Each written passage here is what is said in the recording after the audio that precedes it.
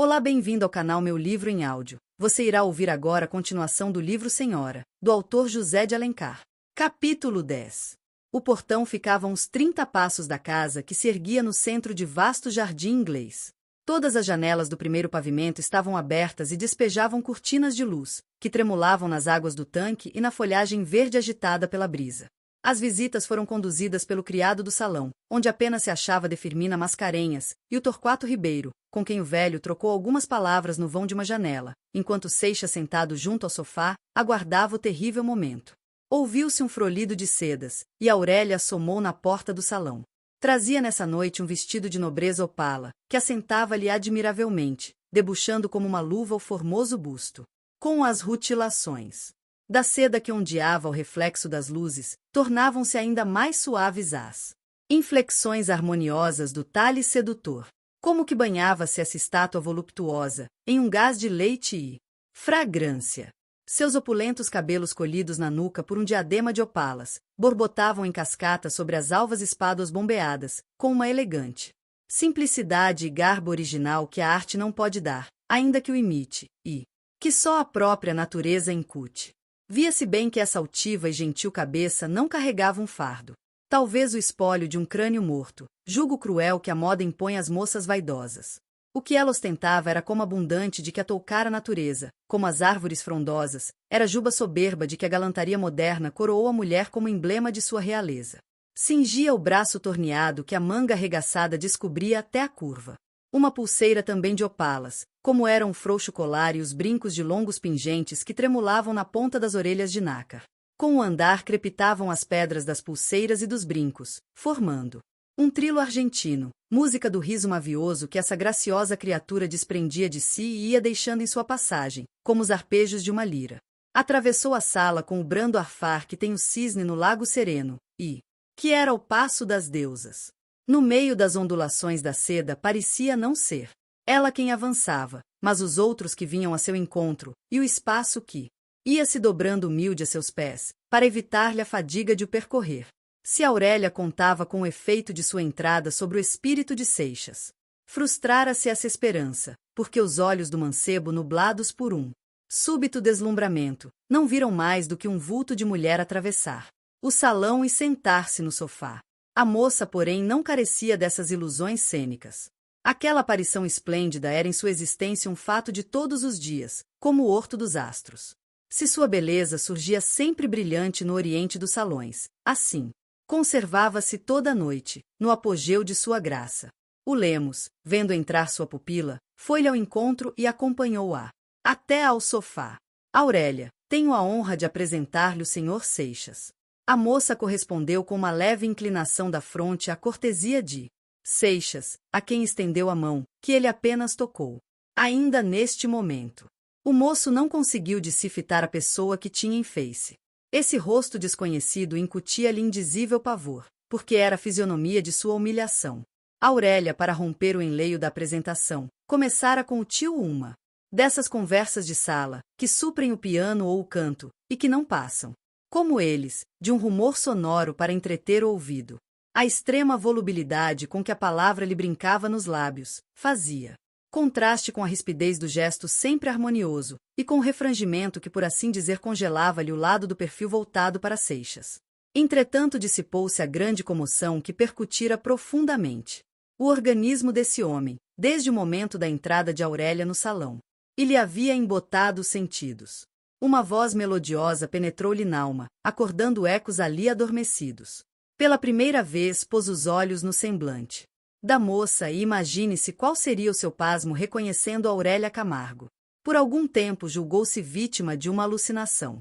Custava-lhe-a convencer-se que tivesse realmente diante de si a mulher de quem se julgava eternamente separado.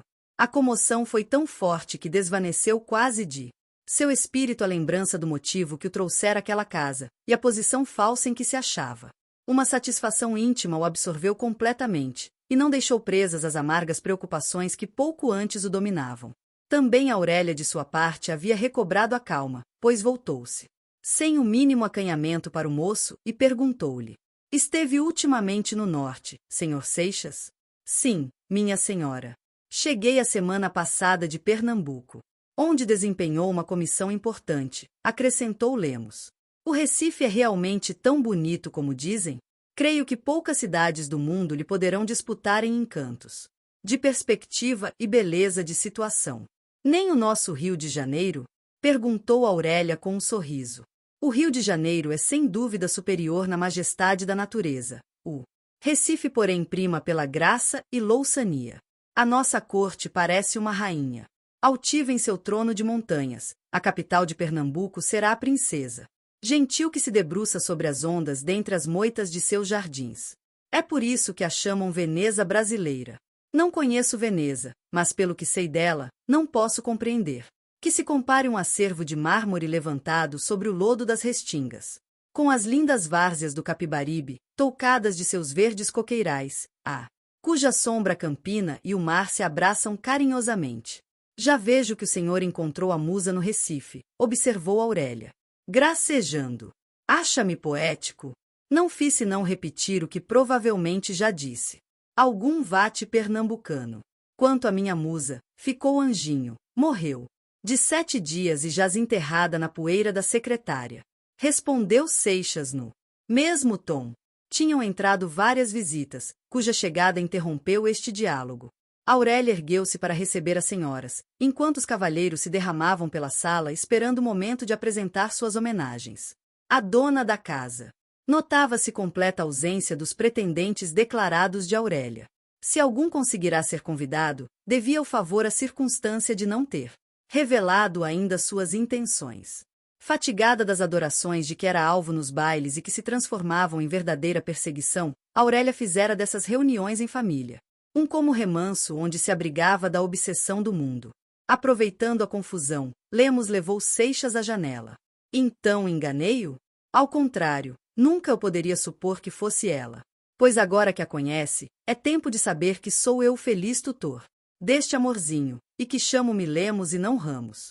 Diferença de 2 letras apenas. Enquanto não se fechava o negócio, era preciso guardar o segredo. Compreende? Em Maganão. E Lemos beliscou o braço de Seixas, o que era uma das mais significativas demonstrações de sua amizade. Por meio da noite, a moça, ao atravessar a sala quando voltava de despedir-se de uma senhora, viu Seixas recostado a uma janela, pela parte de fora. A pretexto de fumar, o moço tinha saído ao jardim, e para de todo não sequestrar-se da sociedade, tomar aquela posição da qual parecia acompanhar com a vista o que se fazia na sala, mas era como se ali não estivesse, pela preocupação que nesse momento o reconcentrava.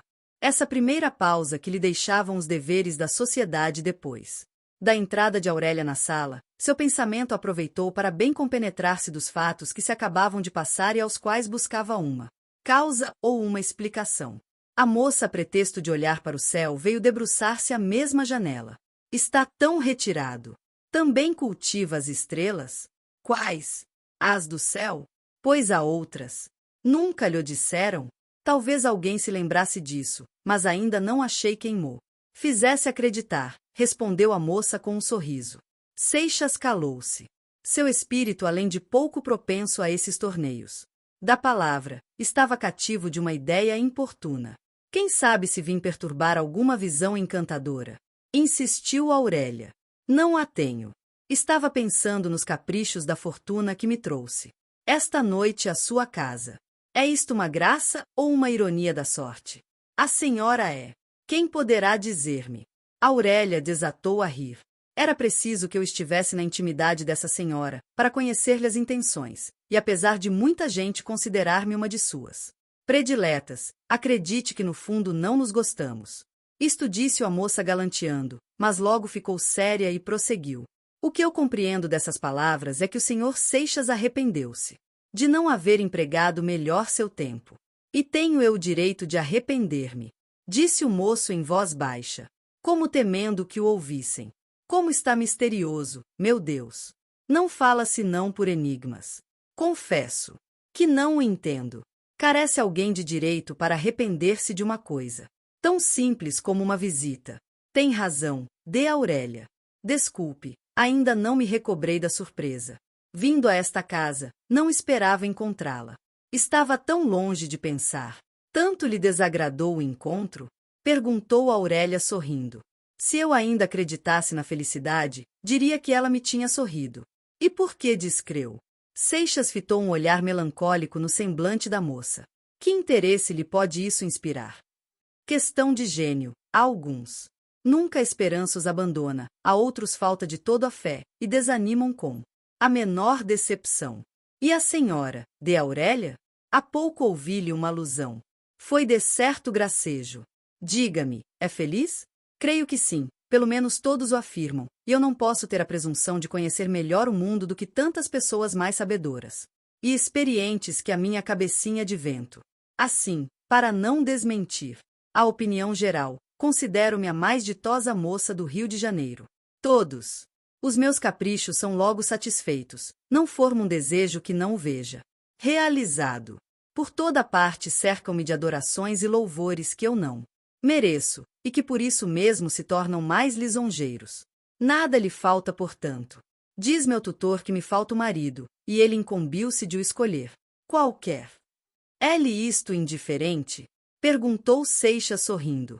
Está entendido que só aceitarei o que me agradar, mas não quero ter o aborrecimento de ocupar-me com semelhante assunto. Tão pouco lhe interessa. Ao contrário, tanto receio tenho de comprometer eu mesmo o meu futuro, que o confio à sorte. Deus proverá. Seixas interrogava o semblante risonho da moça para descobrir laivos de ironia sob aquela graciosa volubilidade.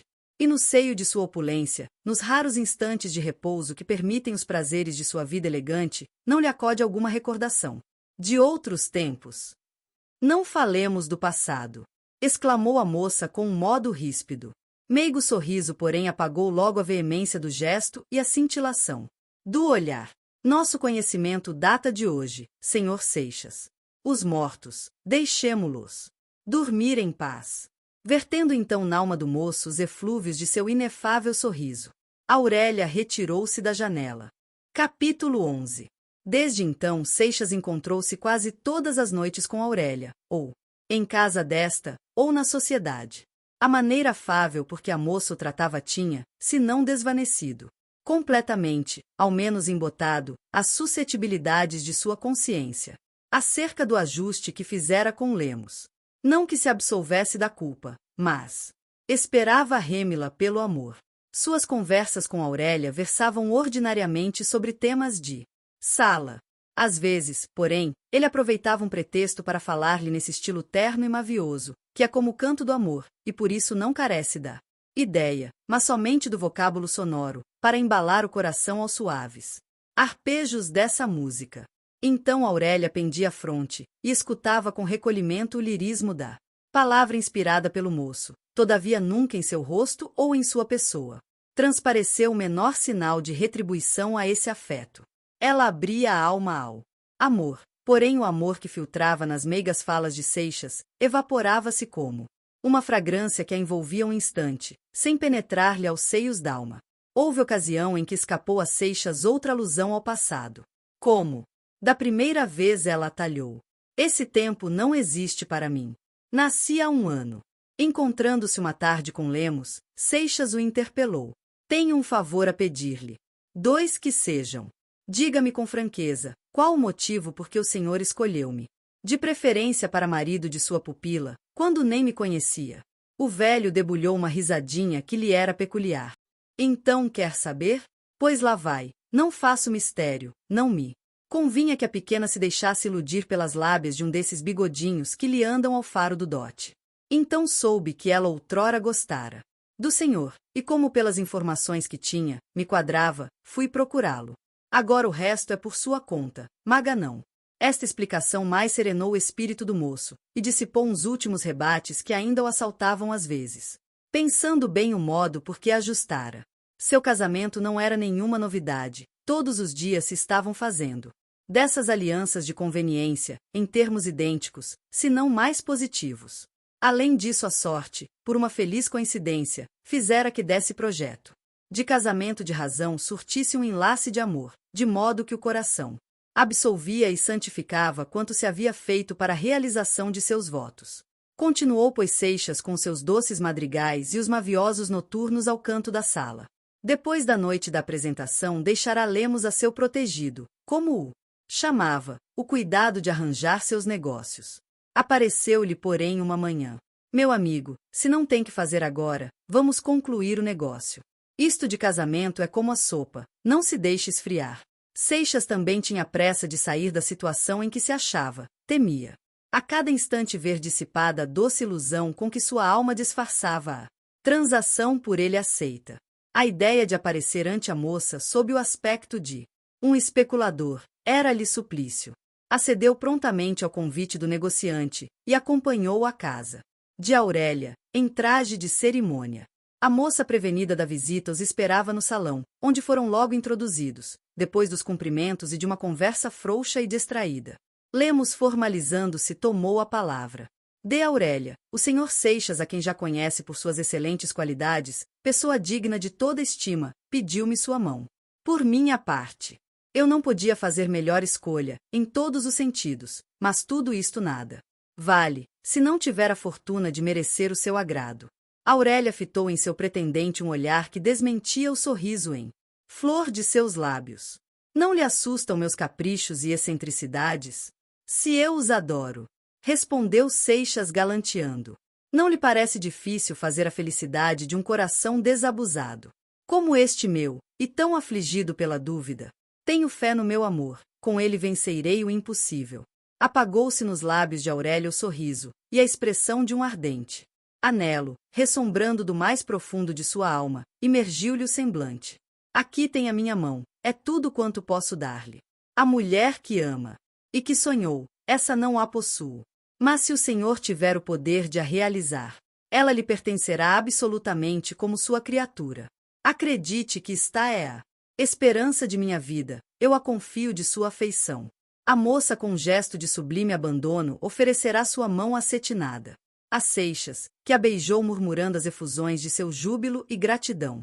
O Lemos, que se apartara discretamente para não acanhar os noivos, tornou a conversação, que reassumiu o tom ligeiro das banalidades do costume.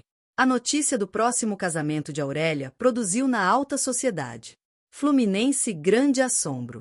Ninguém podia capacitar-se de que essa moça, pretendida pela nata dos noivos fluminenses, podendo escolher à vontade, entre os seus inúmeros adoradores, maridos de toda espécie, tivesse o mau gosto de enxovalhar-se com um escrevinhador de folhetins. O Alfredo Moreira, quando a encontrou depois da novidade, não pôde esconder o despeito. Então casa-se. É verdade. Afinal achou, cotação muito alta sem dúvida, replicou o elegante, com ironia. Não, tornou-lhe a moça no mesmo tom. Ficou-me por uma ninharia. Estimo muito. Que preço? Quer saber o preço? Estou curioso. Foi o seu. O Moreira mordeu os beiços e riu-se. Apesar de tudo, não perderá a derradeira esperança. O projetado casamento podia desfazer-se por qualquer motivo, e não era difícil que a moça de um momento para outro se arrependesse da escolha com a mesma volubilidade com que a tinha feito de repente. E por um capricho. Assim pensava o malogrado pretendente, enquanto que todos os indícios pareciam revelar da parte de Aurélia a firme intenção de persistir na primeira resolução, que ela não tomara, senão depois de muito refletida. Desde que anunciou-se o casamento, começou a moça a aparecer mais raramente na sociedade, até que de todo retirou-se, limitando-se ao pequeno círculo que frequentava sua casa, e no qual ela, por assim dizer, espanejava sua alma de um certo entorpecimento que lhe deixavam as ternas confidências e devaneios namorados do noivo. Seixas, pelas palavras que Aurélia havia proferido tão dalma, na ocasião de dar-lhe a mão de esposa, julgara compreender o segredo das estranhezas e oscilações do caráter da moça. Ela duvida que eu a ame, pensou consigo. Suspeita que tenho a mira em sua riqueza. É preciso que a convença da sinceridade de minha afeição. Se ela soubesse, um desgraçado pode sacrificar sua liberdade, mas a alma não se vende. Imbuído dessa ideia, não é de estranhar que Seixas tivesse em suas expansões uma exuberância que descaía em exageração. Muitas vezes fatigada, se não opressa, dessas demonstrações apaixonadas, Aurélia, que debalde tentará adormecer com elas as desconfianças de sua alma, exclamava entre fagueira e irônica. Deixe-me respirar. Nunca fui amada, nem pensei que o seria com tamanha paixão. Careço de habituar-me aos poucos. A residência de Laranjeiras fora recentemente preparada com luxo correspondente às avultadas posses da herdeira, e já na previsão do próximo consórcio. Poucos eram os preparativos a fazer para a celebração do casamento, e esses, apressou-os o dinheiro, que é o primeiro e mais eloquente dos improvisadores. Tratou-se, pois, de marcar o dia. O Lemos pôs em discussão a questão dos padrinhos. Já ele tinha cogitado sobre o assunto, e segundo a moda da nossa sociedade, julgava indispensável pelo menos uma baronesa para madrinha e 2 figurões, coisa entre senador e ministro, para padrinhos. Não tinha ele amizade com gente dessa plaina, mas entendia que um simples conhecimento de chapéu, e até mesmo a carta de recomendação eram títulos suficientes para solicitar semelhantes favores, com que a vaidade dos grandes se lisonjeia e a presunção dos pequenos se exalta. Grande foi, portanto, o embaraço de Lemos quando Aurélia declarou que um dos seus padrinhos havia de ser o doutor Torquato Ribeiro.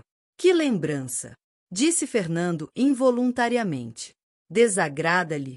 Na fisionomia da moça perpassou um súbito lampejo. Podia-se tomar esse brilho pela chispa do solitário de seu anel que a luz feria, quando a mão corrigia um crespo do cabelo desprendido do toucado. Podia escolher outra pessoa, Aurélia. Não é seu amigo? Cuidava. Não tem posição. Dê certo. Acudiu Lemos. A posição é essencial. Um simples bacharel não correspondia por modo algum à noção aristocrática que o velho tinha do paraninfo de uma herdeira milionária. Além de que transtornava-lhe o plano, pois os altos personagens convidados declinariam infalivelmente de ombrear com o rapazola que nem comendador era. Aurélia, porém, não cedeu. No dia seguinte assinou-se a escritura nupcial de separação de bens que assegurava a Seixas um dote de 100 contos de réis. A moça que sempre esquivara-se a mínima interferência em assuntos pecuniários, deixando esse cuidado ao tutor e conservando-se de todo estranha a semelhantes arranjos, ainda desta vez soube evitar qualquer inteligência com seu noivo acerca de interesses materiais.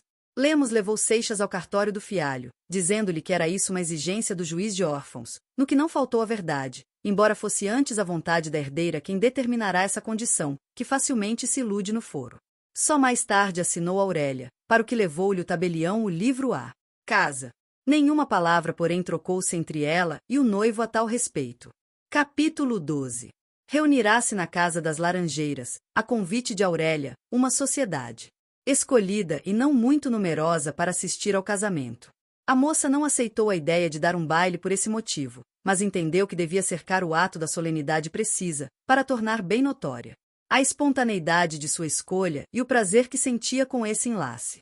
Não faltaram amigos conhecidos que sugerissem a Aurélia a lembrança de fazer o casamento à moda europeia, com o romantismo da viagem logo depois da cerimônia, a lua de mel campestre e o baile de estrondo na volta à corte. Ela, porém, recusou todos esses alvitres, resolveu casar-se ao costume da terra, à noite, em oratório particular, na presença de algumas senhoras e cavalheiros, que lhe fariam, a ela órfã e só no mundo, às vezes da família, que não tinha. Celebrara-se a cerimônia às 8 horas. Lemos conseguirá um barão para servir de contrapeso ao Ribeiro e um monsenhor para oficiar. Quanto à madrinha, Aurélia escolhera de Margarida Ferreira, respeitável senhora, que lhe mostrará desinteressada amizade, desde a primeira vez que a encontrou na sociedade. No momento de ajoelhar aos pés do celebrante e de pronunciar o voto perpétuo que a ligava ao destino do homem por ela escolhido, Aurélia, com o decoro que revestia seus menores gestos e movimentos, curvara a fronte, envolvendo-se pudicamente nas sombras diáfanas dos cândidos véus de noiva. Malgrado seu, porém, o contentamento que lhe enchia o coração e estava a borbotar nos olhos cintilantes e nos lábios aljofrados de sorrisos, erigia-lhe aquela fronte gentil, cingida nesse instante por uma auréola de júbilo, no altivo realce da cabeça e no enlevo das feições cuja formosura se toucava de lumes esplêndidos, estava-se debuxando a soberba expressão do triunfo, que exalta a mulher quando consegue a realidade de um desejo férvido e longamente ansiado. Os convidados, que antes lhe admiravam a graça peregrina, essa noite a Achavam deslumbrante, e compreendiam que o amor tinha colorido com as tintas de sua palheta inimitável, a já tão feiticeira beleza, envolvendo-a de irresistível fascinação. Como ela é feliz! Diziam os homens. E tem razão. Acrescentavam as senhoras, volvendo os olhos ao noivo. Também a fisionomia de Seixas se iluminava com o sorriso da felicidade. O orgulho de ser o escolhido daquela encantadora mulher ainda mais lhe ornava o aspecto já de si nobre e gentil. Efetivamente, no marido de Aurélia podia-se apreciar essa fina flor da suprema distinção, que não se anda assoalhando nos gestos pretensiosos e nos ademanes artísticos, mas reverte do íntimo com uma fragrância que a modéstia busca recatar, e não obstante exala-se dos seios d'alma. Depois da cerimônia começaram os parabéns que é de estilo dirigir aos noivos e a seus parentes.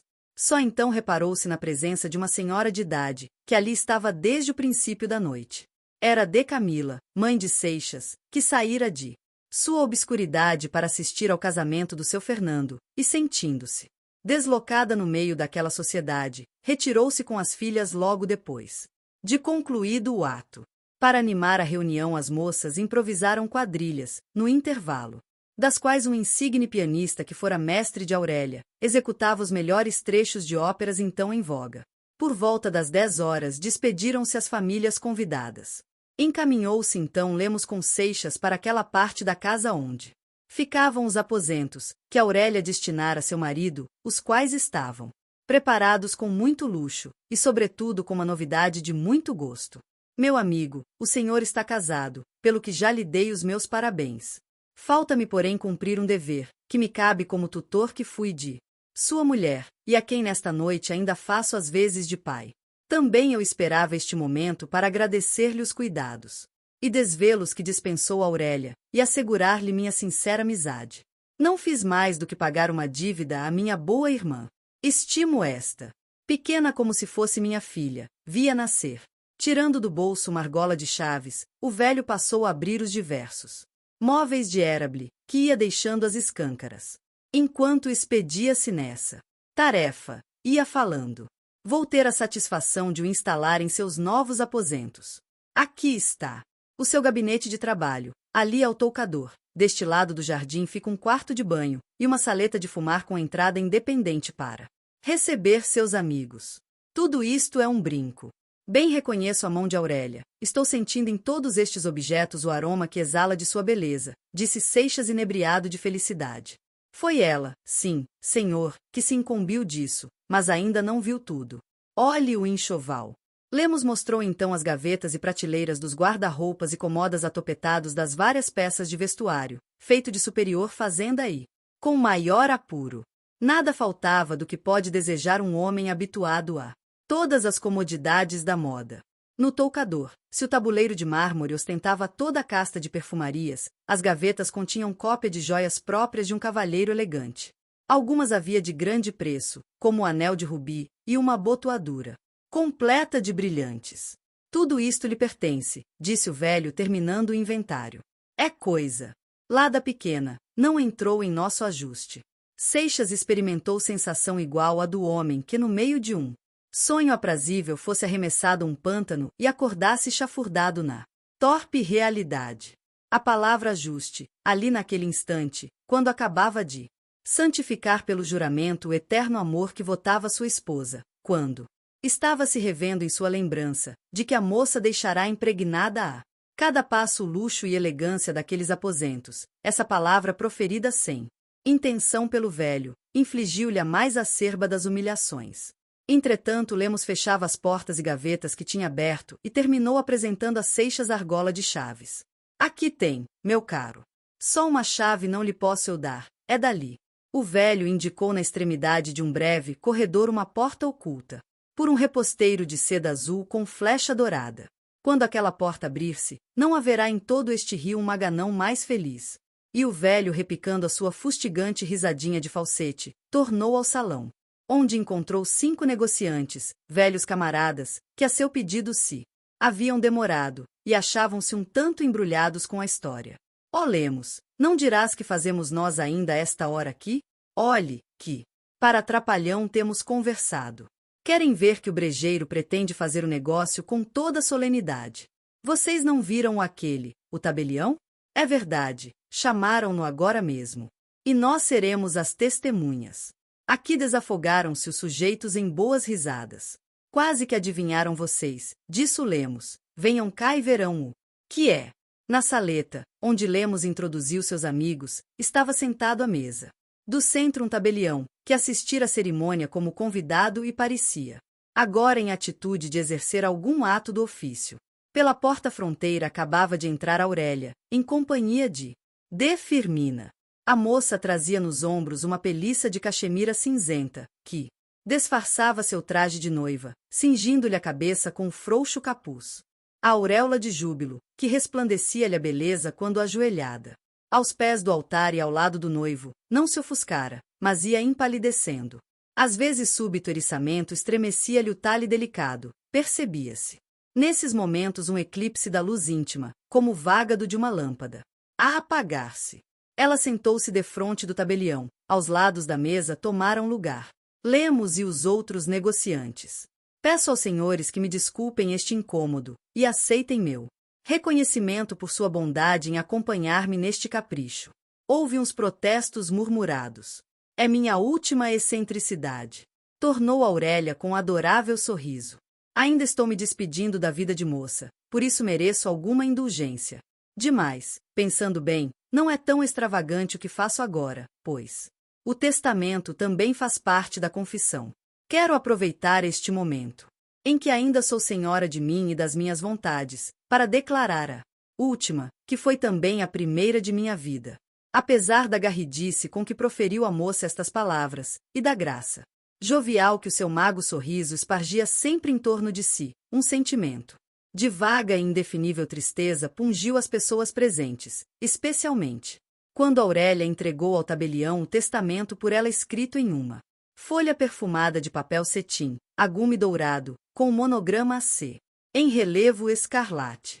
A associação de dois atos tão opostos, a aurora da existência e sua despedida, a ideia da morte entrelaçar-se naquela mocidade tão rica de todas as prendas, a grinalda de noiva cingindo uma fronte a desfalecer, esse contraste era para deixar funda impressão no ânimo. Aviou o tabelião o termo de aprovação com as fórmulas consagradas, e, no meio do mais profundo silêncio, restituiu à moça o testamento já cerrado, com um torçal de seda e pingos de lacre dourado, cujo perfume derramou-se pela sala. Nunca abstrusa e rançosa algaravia de cartório se vira tão catita. O papel, com seu testamento, não desdizia da linda mão que traçara o contexto, e da alma gentil que talvez nele havia encerrado, com sua última vontade, o perfume de lágrimas ignotas. Ao despedir-se da pupila, Lemos apertou-lhe a mão. Desejo-lhe que seja muito e muito feliz. Se o não for, será minha e minha só a culpa, respondeu a moça, agradecendo-lhe. Firmina quis acompanhar a moça ao toucador, para prestar-lhe os serviços de camareira de honra, que são de costume e privilégio da mãe, e, na falta desta, da mais próxima parenta. Recusou Aurélia, abraçando a velha senhora, disse-lhe comovida: reze por mim. Ficando só, a moça fechou a chave à porta da saleta e murmurou: enfim. Em todo aquele lado da casa não havia senão ela e seu marido. Capítulo 13. Afastemos indiscretamente uma dobra do reposteiro que recata a câmara nupcial. É uma sala em quadro, toda ela de uma alvura deslumbrante, que realçava o azul celeste do tapete de riço recamado de estrelas e a bela cor de ouro das cortinas e do estofo dos móveis. A um lado duas estatuetas de bronze dourado representando o amor e a castidade, sustentam uma cúpula oval de forma ligeira, donde se desdobram, até o pavimento, bombolins de caça finíssima. Por entre a diáfana limpidez dessas nuvens de linho percebe-se o molde elegante de uma cama de pau cetim pudicamente envolta em seus véus nupciais, e forrada por uma colcha de chamalote também cor de ouro. Do outro lado, há uma lareira, não de fogo, que o dispensa nosso ameno clima fluminense, ainda na maior força do inverno. Essa chaminé de mármore cor-de-rosa é meramente pretexto para o cantinho de conversação, pois que não podemos chamá-lo como os franceses o coin du feu. A bem dizer, a lareira não passa de uma jardineira que esparze o aroma de suas flores, em vez do brando calor do lume, por aquele círculo, onde estão dispostas algumas poltronas baixas e derreadas, transição entre a cadeira e o leito. O aposento é iluminado por uma grande lâmpada de gás, cujo globo de cristal opaco filtra uma claridade serena e doce, que derrama-se sobre os objetos e os envolve como de um creme de luz. Correu-se uma cortina, e Aurélia entrou na câmara nupcial. Seu passo deslizou pela alcatifa de veludo azul marchetado de alcachofras de ouro, como o andar com que as deusas perlustravam no céu a galáxia. Quando subiam ao Olimpo, a formosa moça trocara seu vestuário de noiva por esse outro que bem se podia chamar traje de esposa, pois os suaves emblemas da pureza imaculada, de que a Virgem se reveste quando caminha para o altar, já se desfolhavam, como as pétalas da flor no outono, deixando entrever as castas primícias do santo amor conjugal. Trazia Aurélia uma túnica de cetim verde, colhida à cintura por um cordão de torçal de ouro, cujas borlas tremiam com seu passo modulado. Pelos golpeados deste simples roupão borbulhavam os frocos de transparente cambraia, que envolviam as formas sedutoras da jovem mulher.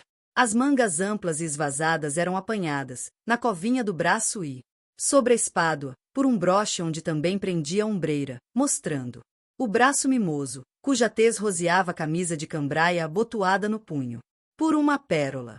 Os lindos cabelos negros refluíam-lhe pelos ombros, presos apenas com o arco de ouro, que cingia-lhe a opulenta madeixa. O pé escondia-se em um pantufo de cetim que às vezes beliscava a orla da anágua, como um travesso. Beija-flor. O casto vestuário da moça recatava-lhe as graças do talhe. Entretanto, quando ela andava, e que seu corpo airoso nadava nas ondas de seda e cambraia, sentia-se mais nalma do que nos olhos o debuxo da estátua palpitante. De emoção. A cada movimento que imprimia-lhe o passo onduloso, acreditava-se que o broche da ombreira partirasse, e que os véus zelosos se abatiam de repente aos pés dessa mulher sublime, desvendando uma criação divina, mas de beleza imaterial, e vestida de esplendores celestes. Aurélia atravessou o aposento, e chegando à porta que ficava à fronteira, aquela por onde entrará, curvou de leve a cabeça recolhendo-se para escutar. Mas não ouviu senão o arfar do seio, que ofegava. Afastou-se rapidamente, e foi atirar-se a uma das poltronas, em um gesto de desânimo, cruzando as mãos e erguendo-as ao céu com um olhar repassado de angústia. Meu Deus, por que não me fizeste como as outras? Por que me deste este coração exigente, soberbo e egoísta? Posso ser feliz como são tantas mulheres neste mundo, e beber na taça do amor, em que talvez nunca mais toquem estes lábios. Não é o néctar divino que eu sonhei, não, mas dizem que embriaga a alma e faz esquecer. O espírito de Aurélia rastreou a ideia que despontava, e por algum tempo, como que embalou-se num sonho. Não! Exclamou arrebatadamente. Seria a profanação deste santo amor, que foi e será toda a minha vida. Ergueu-se, deu algumas voltas pela câmara nupcial acariciando com os olhos todos estes móveis e adereços, que ela escolhera para ornarem o regaço de sua felicidade, e nos quais tinha como que esculpido suas mais queridas esperanças. Depois que assim repassou-se das reminiscências que lhe acordavam esses objetos, foi rever-se no espelho, e enviou à sua feiticeira imagem reproduzida no cristal um sorriso de indefinível expressão. Dirigiu-se então à porta, onde pouco antes escutara, deu volta à chave, e afastou uma das bandas. Pouco depois, Seixas roçagou a cortina, e cingindo o talhe de sua mulher, foi sentá-la em uma das cadeiras. Como tardaste, Aurélia? Disse ele queixoso. Tinha um voto a cumprir. Quis emancipar-me logo de uma vez para pertencer toda a meu único senhor, respondeu a moça galanteando. Não me mates de felicidade, Aurélia. Que posso eu mais desejar neste mundo do que viver a teus pés, adorando-te, pois que és a minha divindade na terra? Seixas ajoelhou aos pés da noiva, tomou-lhe as mãos que ela não retirava e modulou o seu canto de amor, essa ode sublime do coração, que só as mulheres entendem, como somente as mães percebem o balbuciar do filho. A moça com o talhe languidamente recostado no espaldar da cadeira, a fronte reclinada, os olhos coalhados em uma ternura maviosa, escutava as falas de seu marido. Toda ela se embebia dos eflúvios de amor, de que ele a repassava com a palavra ardente, o olhar rendido e o gesto apaixonado. É então verdade que me ama? Pois duvida, Aurélia? E amou-me sempre, desde o primeiro dia que nos vimos. Não lhe o disse já? Então nunca amou a outra. Eu lhe juro, Aurélia. Estes lábios nunca tocaram a face de outra mulher, que não fosse a minha mãe. O meu primeiro beijo de amor, guardei-o para minha esposa, para ti. Soerguendo-se para alcançar-lhe a face, não viu Seixas a súbita mutação que se havia operado na fisionomia de sua noiva. Aurélia estava lívida, e sua beleza, radiante há pouco, se marmorizara. Ou para outra mais rica. Disse ela retraindo-se para fugir ao beijo do marido, e afastando-o com a ponta dos dedos. A voz da moça tomara o timbre cristalino, eco da rispidez e aspereza, do sentimento que lhe sublevava o seio, e que parecia ringir-lhe nos lábios. Como aço. Aurélia. Que significa isto? Representamos uma comédia, na qual ambos desempenhamos o nosso papel com perícia consumada. Podemos ter este orgulho, que os melhores atores não nos excederiam. Mas é tempo de pôr termo a esta cruel mistificação, com que nos estamos escarnecendo mutuamente, Senhor. Entremos. Na realidade, por mais triste que ela seja, e resigne-se cada um ao que é, eu. Uma mulher traída, o Senhor, um homem vendido. Vendido! Exclamou Seixas ferido dentro d'alma. Vendido sim, não tem outro nome. Sou rica, muito rica, sou milionária. Precisava de um marido, traste indispensável às mulheres honestas. O Senhor. Estava no mercado, comprei-o, custou-me 100 contos de réis, foi barato, não. Se fez valer. Eu daria o dobro, o triplo, toda a minha riqueza por este momento. Aurélia proferiu estas palavras desdobrando um papel no qual Seixas reconheceu a obrigação por ele passada ao lemos. Não se pode exprimir o sarcasmo que salpicava dos lábios da moça, nem a indignação que vazava dessa alma profundamente revolta, no olhar implacável com que ela flagelava o semblante do marido. Seixas, trespassado pelo cruel insulto, arremessado do êxtase da felicidade a esse abismo de humilhação, a princípio ficará atônito. Depois, quando os assomos da irritação vinham sublevando-lhe a alma, recalcou-os esse poderoso sentimento do respeito à mulher, que raro abandona o homem de fina educação. Penetrado da impossibilidade de retribuir o ultraje à senhora a quem havia amado, escutava imóvel, cogitando no que lhe cumpria fazer, se matá-la. A ela, matar-se a si, ou matar a ambos. Aurélia, como se lhe adivinhasse o pensamento, esteve por algum tempo afrontando-o com inexorável desprezo. Agora, meu marido, se quer saber a razão por que o comprei de preferência a qualquer outro, vou dizê-la, e peço-lhe que me não interrompa. Deixe-me vazar o que tenho dentro desta alma, e que há 1 ano a está amargurando e consumindo.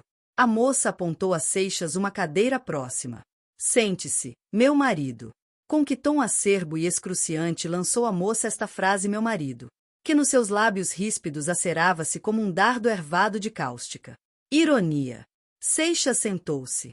Dominava-o a estranha fascinação dessa mulher, e ainda mais a situação incrível a que fora arrastado. Gostou do vídeo? Se sim, deixe seu gostei, se inscreva no canal. E até a próxima!